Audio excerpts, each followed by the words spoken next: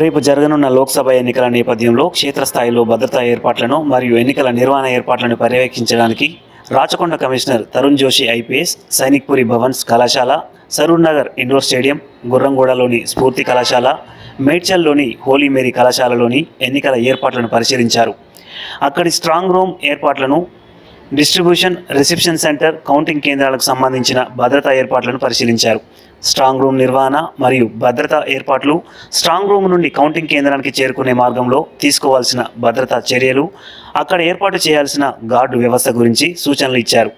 Counting ఏజెంట్లు మరియు counting అధికారులు కలవకుండా పటిష్టమైన బారికేడ్లు ఏర్పాటు చేయాలని సూచించారు. మెటల్ బారికేడ్ వ్యవస్థ యొక్క ప్రయోజనాలు వివరించి వాటిని ఏర్పాటు చేసేలా ప్రత్యేక సూచనలు ఇచ్చారు.